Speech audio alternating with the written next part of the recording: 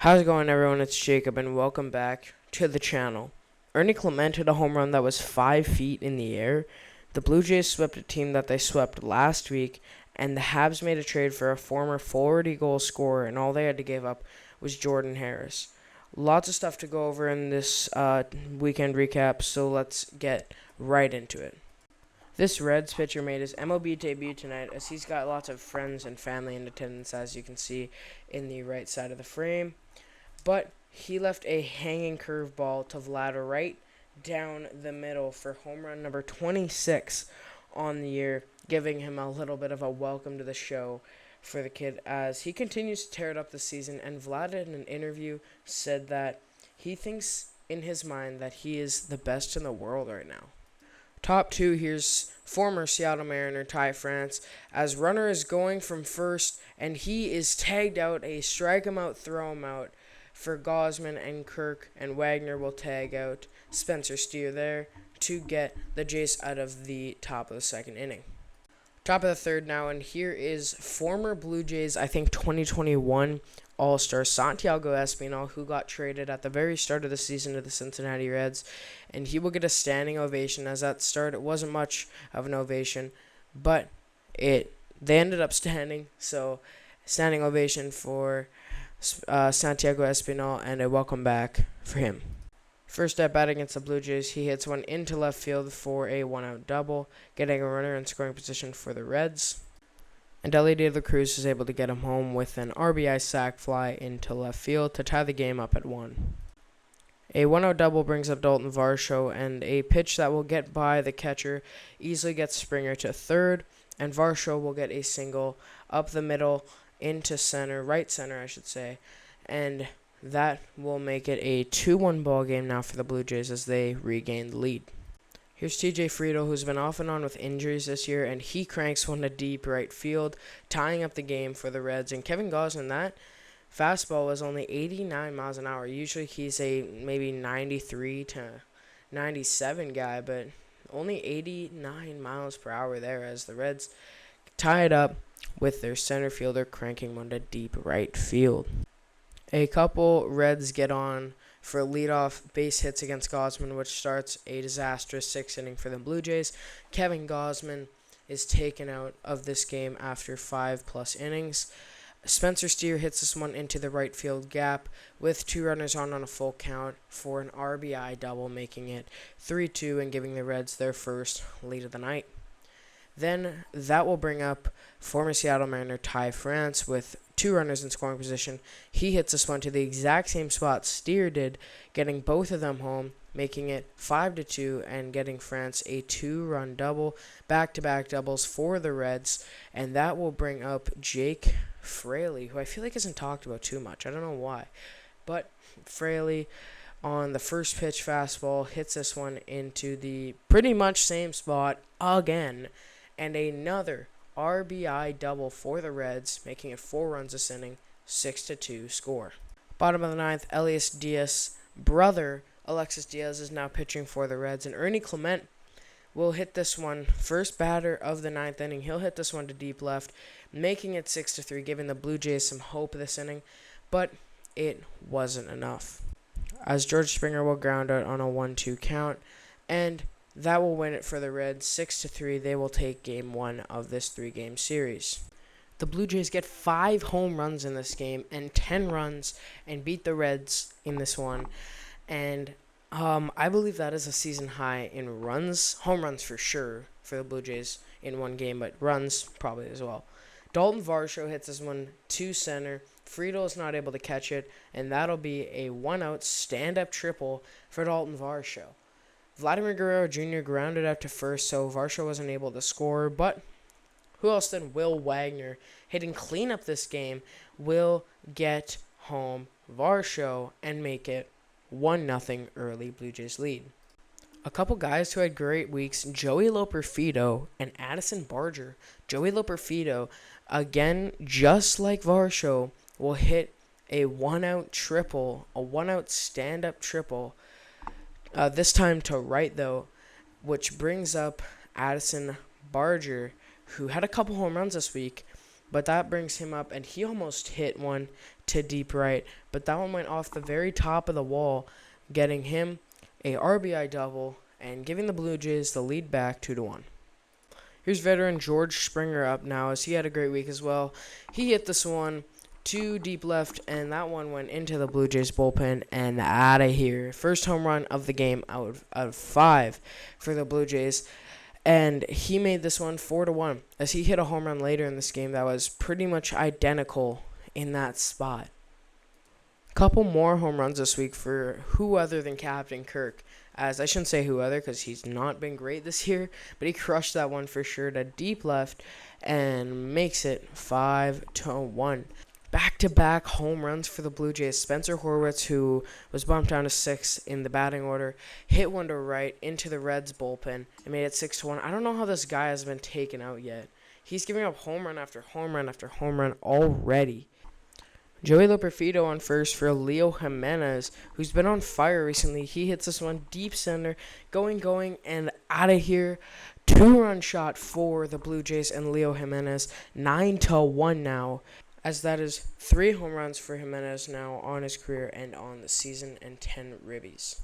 Again, another one for George Springer, who again hit this one to the identical spot, putting a big 10 up on the board for the Blue Jays and making it 10-1 with his second home run of the night.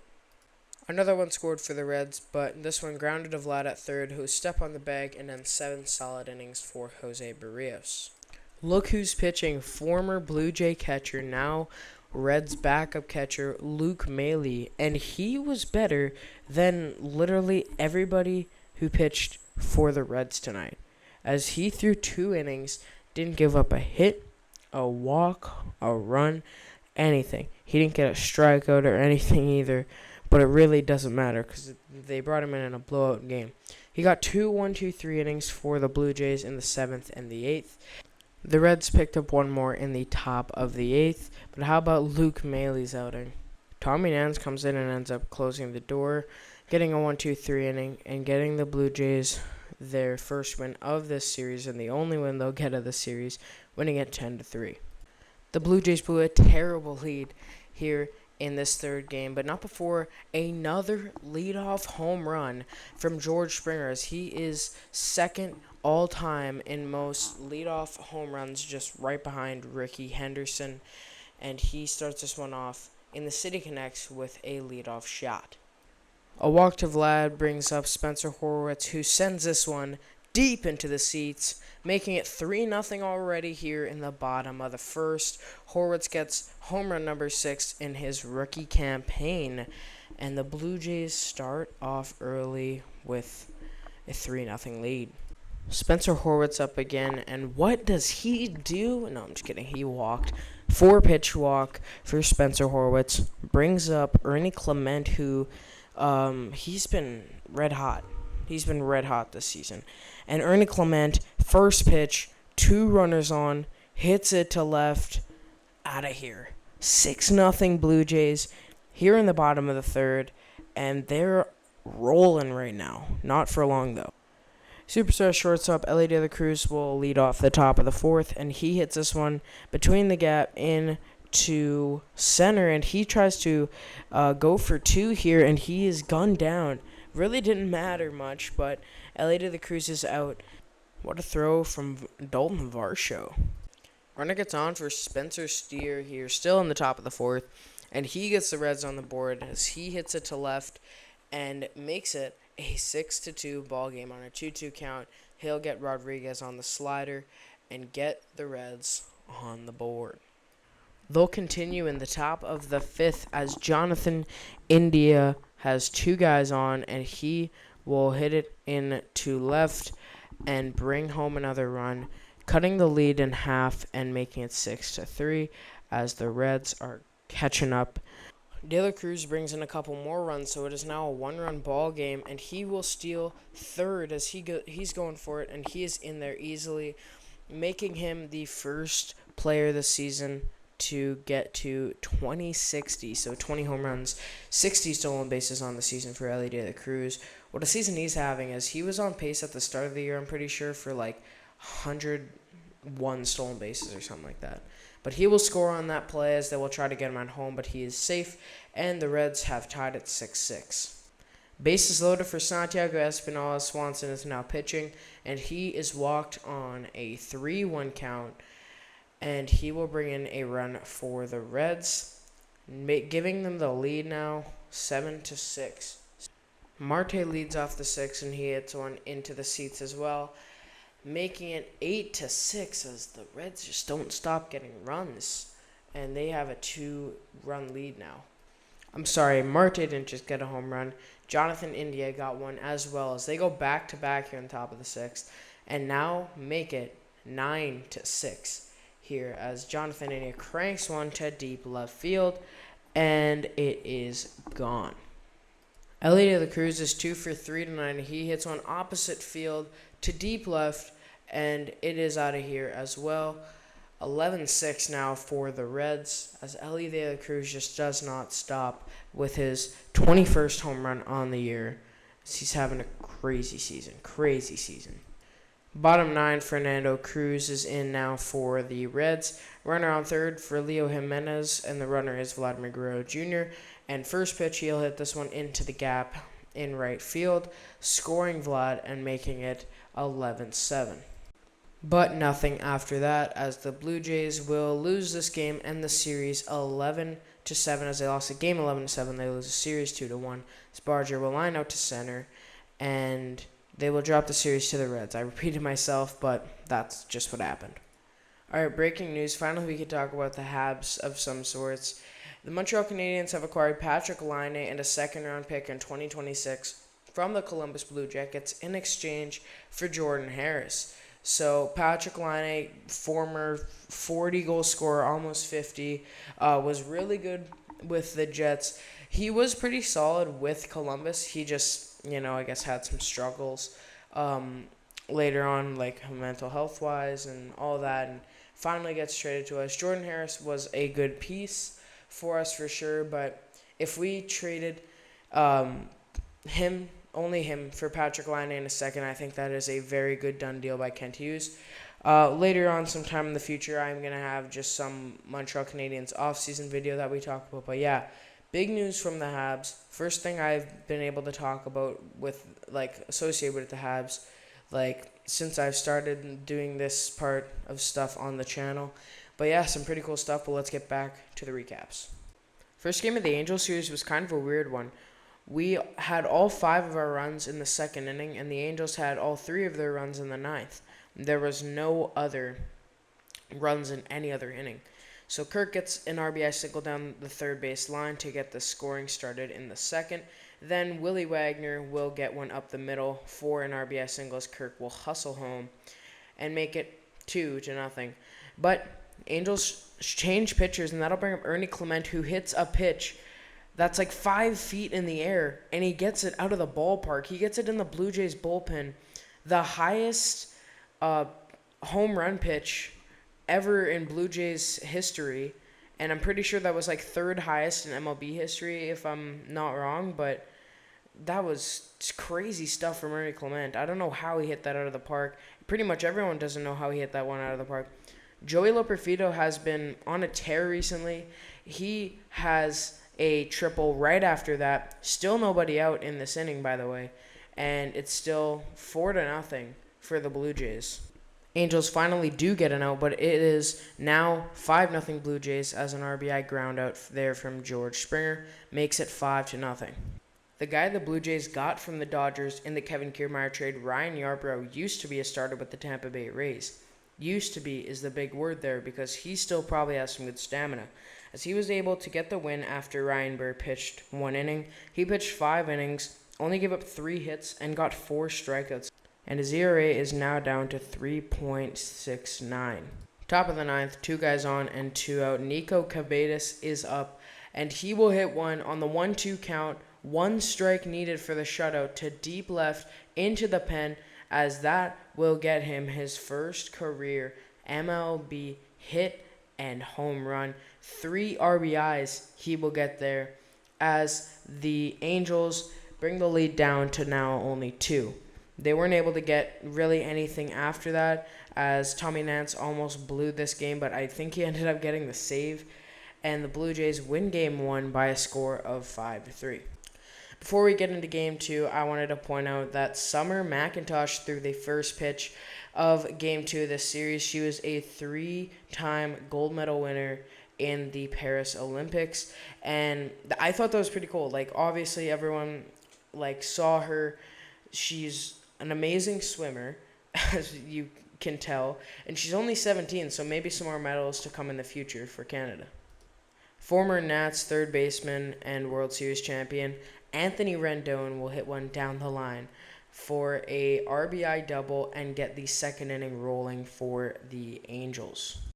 Full count pitch, 2 runners in scoring position, and Joe Adell gets both of them home with an RBI double, 2-run double, I should say, into the right field gap off of the wall, and makes it 3-0 as 3 runs scored for the Angels so far here in the second. And the next pitch after that, Taylor Ward, who we might talk about later in this episode, hit one down the first base line, getting Adell home and making it 4-0 Angels. Don't worry, Chris Bassett's outing from here on out was very, very good, but not a good second. 2 runners on for Alejandro Kirk, and he will ground this one to third, and he'll be out, but that'll get a runner home, and Ernie Clement is up right after him, and he will get the runner from third home and make it 4-2, getting 2 runs back and cutting the lead in half here in the fourth. With 2 down in the top of the fifth, Shanuel will hit this one to deep left, and he will get a runner on for the Angels. Oh, wait, he doesn't. Joey Loperfido absolutely robs him. What a catch from Joey Loperfido, the youngster from the Astros in the Kikuchi trade, which, by the way, Yusei Kikuchi has been pitching very well for the Astros, but I think still a steal of a trade. What a catch from Joey Loperfido. Captain Kirk drives in more runs as he makes it a 1-run game as Varsho will cross the plate, and he will get himself an RBI single, as the last one was an RBI groundout, but that will be an RBI single for him. Joey Loperfido does it again. Game-tying home run in the bottom of the ninth, leading off the ninth, will tie this one up for the Blue Jays, make it 4-4 now, as Loperfido, he's been crushing it. What a game for him so far, as just crazy. He does a George Springer stomp there. Good stuff from him. And Addison Barger up. Oh, it's foul ball. I thought that was gone. I thought Addison Barger was about to walk it off bottom of the ninth. Back-to-back home runs for the rookies. Oh, he does it. Next pitch. Addison Barger walks it off to deep right. Back-to-back home runs for the Blue Jays to walk it off. Loperfido and Barger. 4th home run of the season. 17th RBI. And that one was 440 feet. And the Blue Jays walk it off against the Angels and win this one 5-4. Wow. Bowden Francis had an absolutely outstanding game, but we will go over that later in this Game 3, as Dalton Varsho is up to bat now. And he will ground this one, slow roller down the first base line. They throw it away. Both players slip. And Varsho's got absolute wheels, and they're not even at the ball when he's at second, so he'll get to third. And he has basically I don't know if an infield triple, but he has a triple, and that didn't go far. So a 1-out triple for Dalton Varsho. And Vlad will get RBIs number 84 and 85 this game, as this one's number 84, as he will get an RBI double down the third base line, getting Varsho home, opening the scoring 1-0. One of the guys that got the 9th inning home run last night, Joey Loperfido, will get Vlad home with a hit past first, and that should be a double, and it will be an RBI double for Joey Loperfido, and the Blue Jays have an early 2-0 lead. If you thought Bowden Francis' game against the Angels in Los Angeles was good, well, you better watch this one, as he has a no-hitter going into the 8th. I don't know what's gotten into Bowden Francis, but he's been way better since he's gotten called up. Past 4 or 5 games, he's been way better, as He gets them down 1-2-3 here in the 8th, and he will take a no-hitter into the 9th. And he has 12 strikeouts on the night. 27 now for Vladimir Guerrero Jr. Solo shot, finally getting some more scoring done in the bottom of the 8th. I was watching this recap, going over like everything, and there was like no highlights, like from the 4th to the 8th. There was like no, or from the 4th to the 7th. In the 8th, there was highlights, obviously, but there was no highlights at all. Like, this game was, and Vlad. 111 pitches going into the 9th, and on a 3-2 count, Taylor Ward gets a home run to deep left center, and it is gone, and he breaks the no-hitter and the shutout for Bowden Francis. But again, crazy, like, before, like, 5 starts before this game, he hasn't thrown past the 5th inning, or more than 5 innings, I should say. And he threw, like, each one after the Baltimore game, he threw 7 quality innings. Was unreal in every outing. But he is going to be taken out. What a game from Bowden Francis. I'll go over his stats once again. 8 innings, 8+ innings pitched. 1 hit, 1 earned run, 3 walks, 12 strikeouts. ERA now down to 4.02. And just awesome stuff from him, as Chad Green will come in for the save. And on a 3-1 count, he'll get Rendon to pop up to right center, and Varsho will make the grab, and the Blue Jays will win it and win the series. They have a 3-0 series lead. All they have to do is win Game 4, and they will get another Angels series sweep. All right, guys, so now I'm here on my Instagram, junior_Bauer_27 if you want to go follow. But, yeah, so anyways, this is what I was talking about Taylor Ward. You might have heard this, but as it says in the caption, Angels outfielder Taylor Ward said Bowden Francis' 1 hit wasn't anything special, and his pitches were hittable.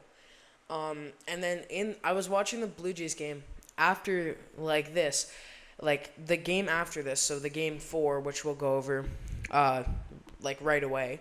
But in this Game 4, they were interviewing Bowden Francis, and Chris Bassett came behind him with a sign saying 15 innings, 2 hits, 20 strikeouts, hittable and not special.